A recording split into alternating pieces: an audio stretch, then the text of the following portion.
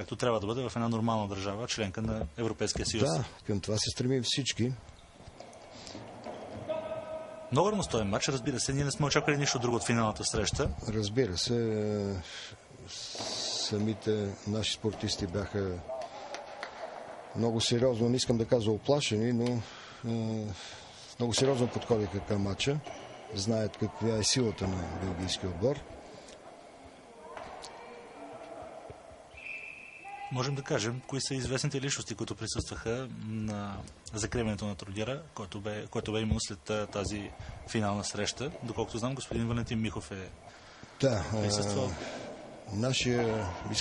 Бих могъл да кажа нашия приятел на спортистите с увреждане, Валентин Михов, и тази година, както години наред, сериозно подкрепи финансово проявата, за което от името на всички още веднъж му благодаря най-искрено и вярвам, че той с неговия менталитет, неговата сърдечност никога няма да откаже, имайки възможност да помогне на спортистите с увреждани и на спортистите с нарушено зрение специално.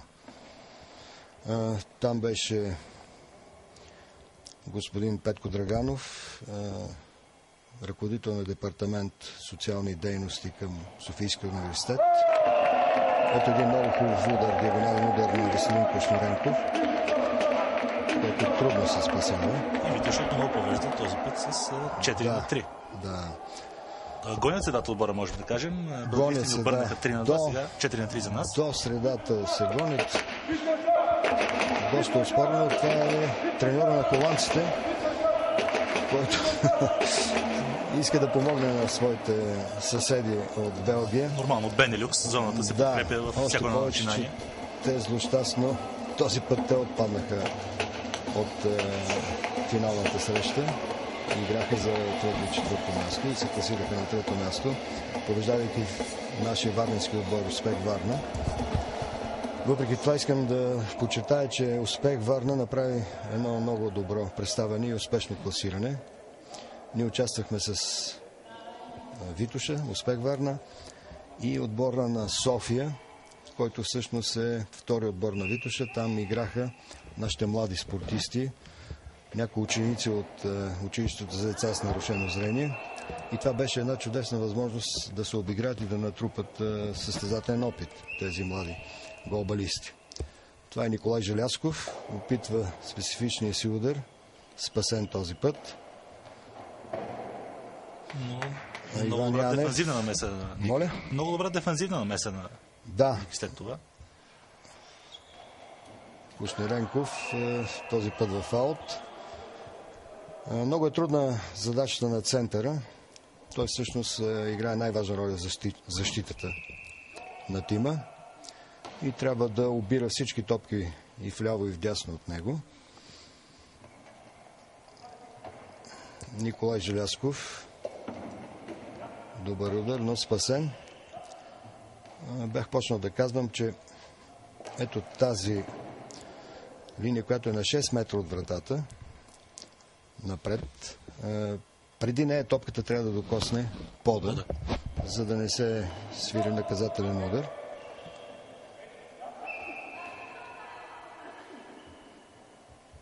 Съдиите от каква народност бяха, господин Лалов? Това са две български съдийки, едни от най-добрите наши съдийки, Ресмия Ибрахимова от Варна и Искра Олянова от София. Само преди месец ние проведахме с помощта на Международния паралимпийски комитет и на ИПСА, Световната спортна организация на слепите спортисти. Проведахме семинар в София. Не сега, ако не се лъжа, на 15 ноември, мисля бе той. Да. За съдии и за треньори. Съдийския семинар се водеше от един от най-добрите специалисти по тези въпроси, холандецът Робърт Харт, който в момента е и главен съдия на турнира, който е председател на техническия комитет на Европейската организация на ИПСА. И 9 души наши съдии, за наша радост, издържаха изпита успешно за първо ниво международни съдии.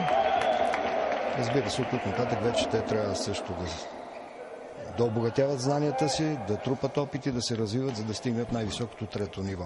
Но това е първата успешна крачка. А много е важно да имаме и добри съдии, защото трябва да се играе по правилата и у нас, така както се играе и в чужбина, за да не изпадаме в неудобни и трудни ситуации. А господин Лов, колко състезания годишно има по голбал и кои са традиционно силните български градове в този спорт? По голбал провеждаме, тази година специално проведахме 6 турнира. Повече отколкото миналата година, което е радващо и към което се стремим. Най-силните отбори, аз казах най-силният български отбор, който основата на националния отбор е Витоша. Добър е отбора на Успех Варна. Средец София сравнително по-слаб отбор. Там имат кадрови проблеми. Добри отбори имаме в училището за деца и младежи с нарушено зрение във Варна и в София. И другите отбори, не бих казал, че имаме отбори, които се готвят системно. Участват някои епизодично, като Стара Загора, като Казанлък. За първи път Витоша се откъсва с... Моля? Витоша се откъсва за първи път с 2 гола в стартата. Да. Чудесен гол. Това беше един много хубав удар на Николай Желязков. 5-3.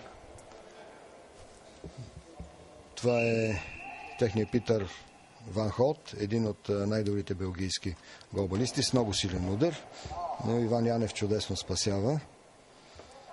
Топката е за нашия отбор, ще изпълни Веселин Кушниренков. Спасен от Ван Холт, спасява Кушниренков. Играта се играе в много високо. Сега се опитва да направят... Не, това е опит да се направи една комбинация, но явно не се разбраха нашите спортисти. Трябваше да направят коридор за засилване на Веселин Кушниренков, за да изненада противника, тъй като той стреля обикновено от дясната страна. Те не очакват удар от него от лявата страна. Но случват се такива неща. Те нямат никаква видимост. Трудно се ориентират само по звука.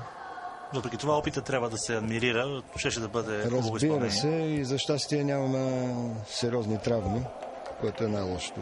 Би било най-лошото. Виждаме, т.е. по-скоро чуваме, че има подкрепа от трибуните за нашите. Има, да. Имаме доста ентусизирана публика. И естествено, те всички са причастни и се преживяват успехите и неуспехите на нашия най-добър отбор. Това е аут. Тук бих искал да изясня и още една подробност от правилника. След като получи топката отбора или хване топката, това е тайм-аут сега, след като хване топката отбора, до 10 секунди трябва да я прати в противниковото поле. Ако задържи повече от 10 секунди, се свири наказателно удар. Може би ще имате възможност да видите. Наказателният удар се изпълнява произволно от играч, който има право да го изпълни, а вратата се пази от играч, който е извършил нарушението.